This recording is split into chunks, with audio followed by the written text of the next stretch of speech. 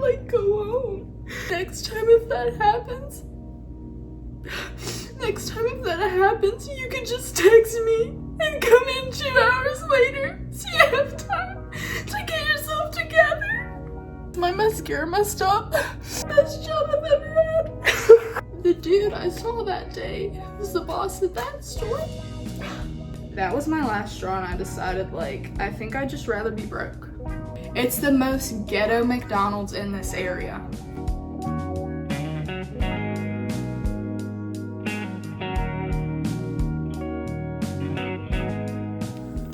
Hey guys, I wanted to do a video where we talk and crochet because I went on a walk, and you know how you talk to yourself, but you talk to yourself like it's a podcast, and I was doing that, and I was like, ooh, like all the stuff I'm saying in my head right now would be really good for like a YouTube video, and I was gonna, you know, like write it down and be extra, but I was like, why don't I just talk about it now? And yeah, I gotta be at work in like 30 minutes, but I'm just gonna talk about prayer while I crochet and talk about what God has done in my life. Hold on, sorry, let me remember what I was doing. I'm crocheting a bag, by the way, if anyone's wondering, but I don't know where to start. Okay, so first of all, I moved to a different state and got married to my high school sweetheart, who I had been with senior year, and that's it. Well, okay, so we got together senior year, and then we had, okay, we got together senior year, and then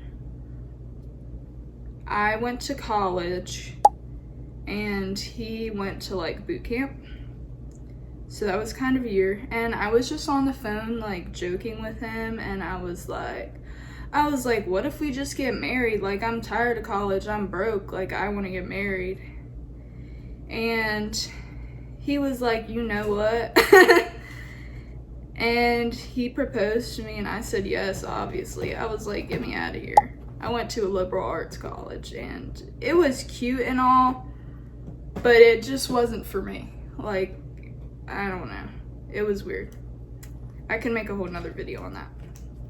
But anyway, I got married and moved a state away. Mind you, before this, I was the type of person to where I was like, why would anyone go to an out-of-state college and be away from their family? Like, that's so dumb. Like, just be near your family.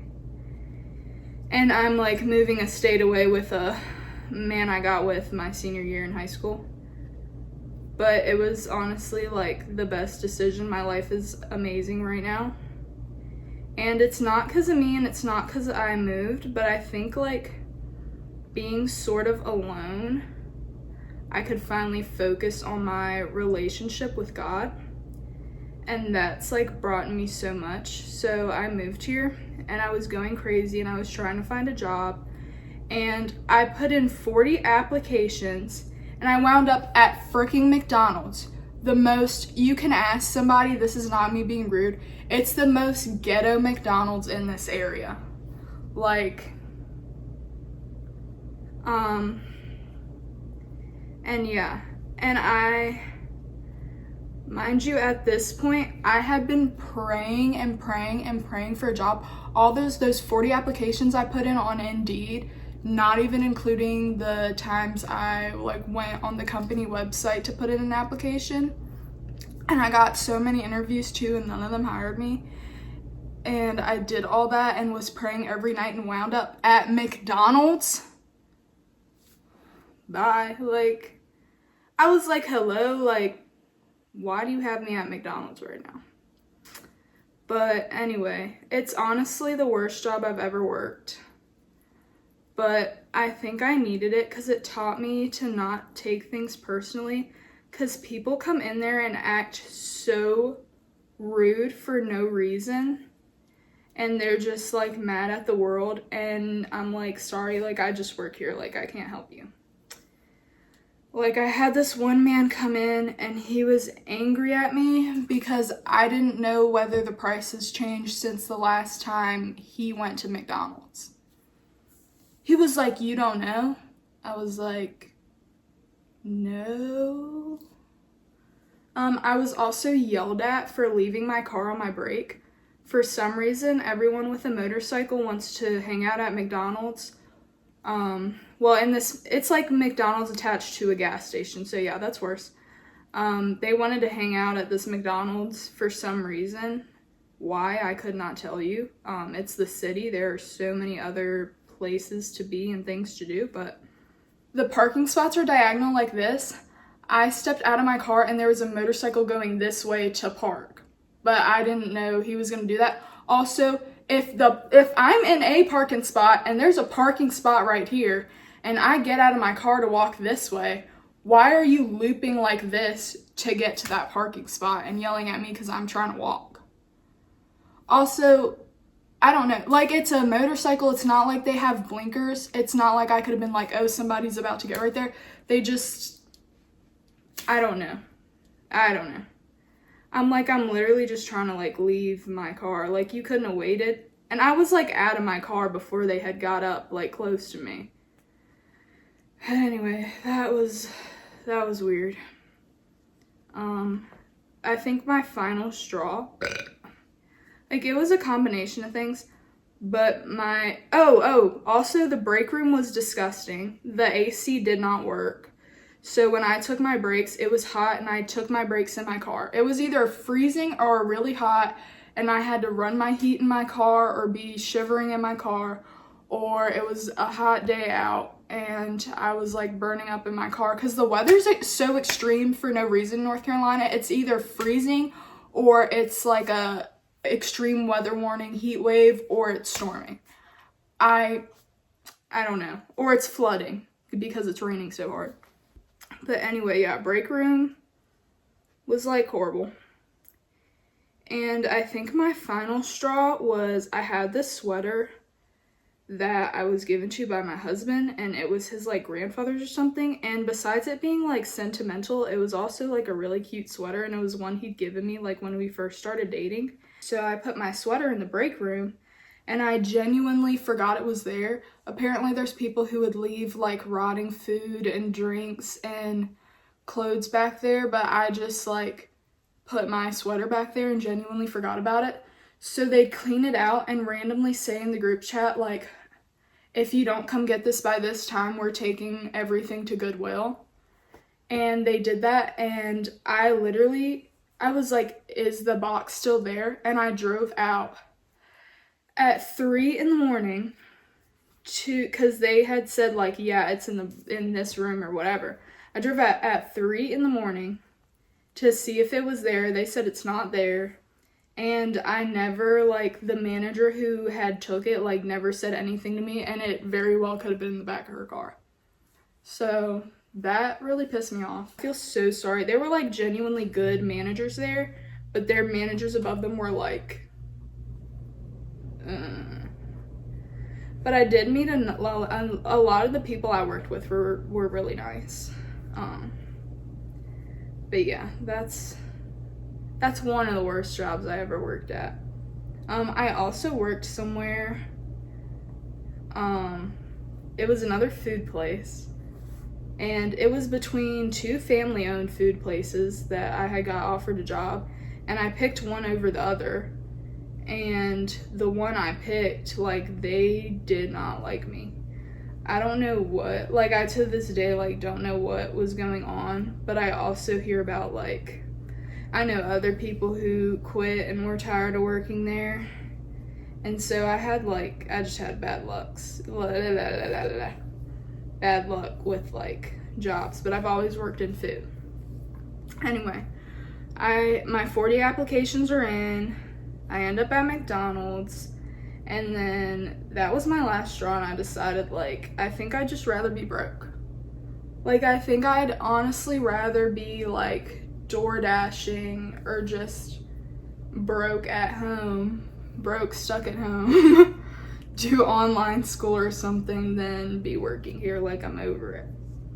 And so I was praying and praying, like, God, should I just quit now? Should I wait till I get another offer? Should I blah, blah, blah? And I'm on Facebook one day. I think it was literally while I was at McDonald's too. While I was at my current job, I was on Facebook. I see this random post in the wives chat, the wives military chat, about this office job. And they're like, she's like, I'm 20 and they're looking for somebody like me with no experience, no office experience. And I was like, yeah, right. And I messaged her, I was asking about it. I went in, it's a furniture store, office assisting at a furniture store. I put in my application. Well, no, I went there to do my application on paper. I walk in, there's this girl, this like 20-year-old girl with like glasses and dark hair, and she gives me like a dirty look. I don't know if she meant to. I don't think she meant to give me like a dirty look, but she's just very like, her personality, like she's not afraid to tell you what she thinks or show you what she thinks.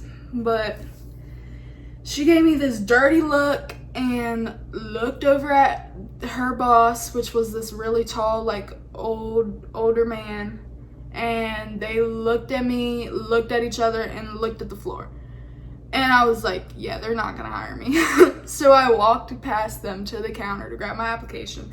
I'm filling it out, like at one of the tables. And as I'm filling it out, I'm like, yeah, they're not gonna hire me. Like, I'm filling this out for like the experience, I guess.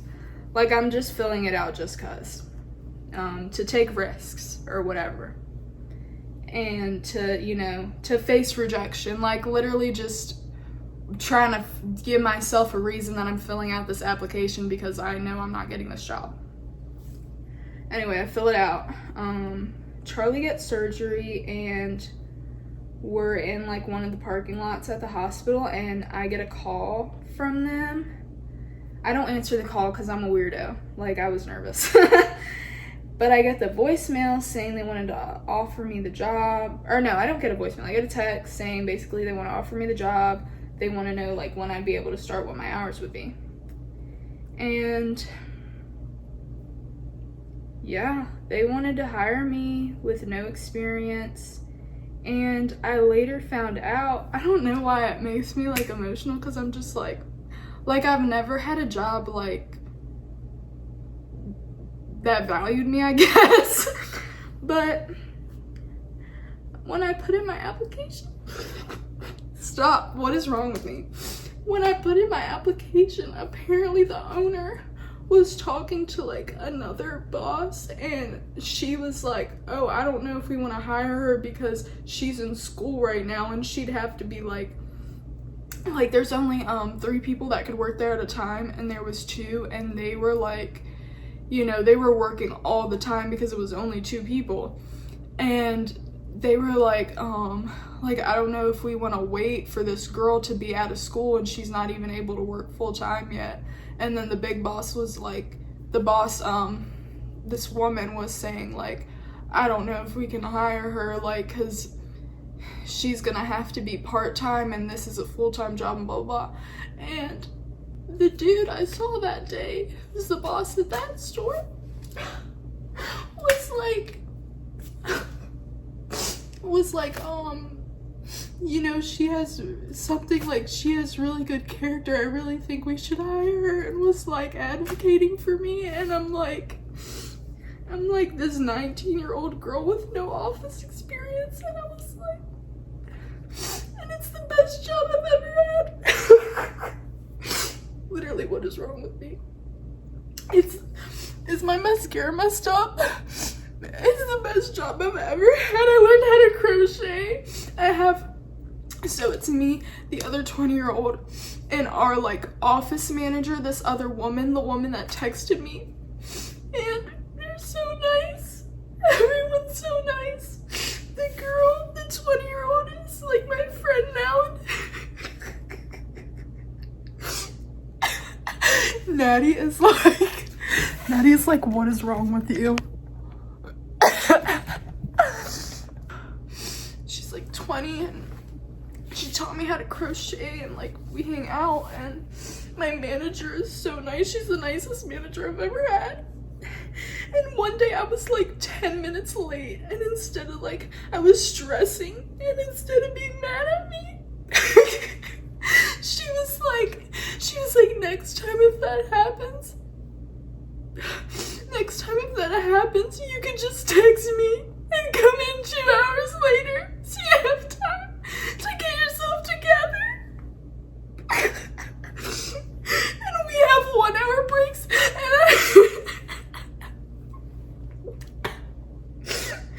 I have my own office. What is wrong with me? But I have my own office. Like, I went from not being able to put my sweater in the break room without it being donated to Goodwill to having my own office. My own, like, desk. Not the whole office. It's like an office, and it's like 3 desk spaces. And I have my own desk with my snacks. And I have time to crochet there, and I have a lot of downtime, and at my desk I can sit my snacks at, and I have a chair, and I can bring my sweater and I can leave it there. And we have hour breaks. I can break for a whole hour. And I can like go home. And it's 10 minutes from my house.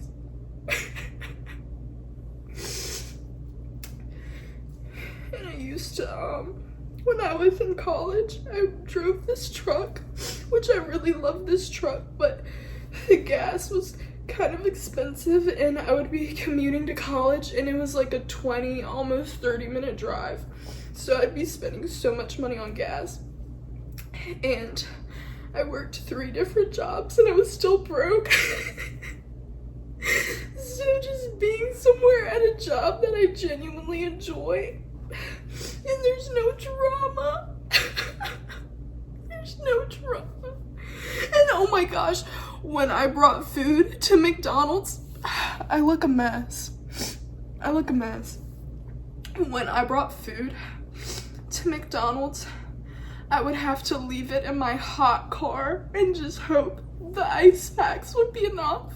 And now we have a fridge.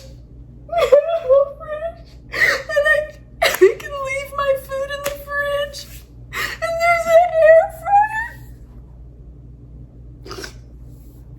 Anyway, point of that being, I feel like if you pray for something, like, it's not gonna be like you wake up the next morning and you have it. Like, I was praying like day and night for a decent job. Wound out at McDonald's. I was like, what the hell? And I prayed and prayed, and now I'm here at this job, and it's the best job I've ever had. And I worked so many jobs where it was like either exhausting or I felt like they just did not want me there, which I feel like a lot of food industry jobs do a good job of making you feel that way. But yeah, I think I have to go into work, and I have to leave in 10 minutes, so I'm gonna go fix my face. I barely got to crochet, but this is my bag. And yeah, thank you guys for listening to me act like a psycho. I hope y'all have a blessed day. Bye. Thanks for watching. There's Natty.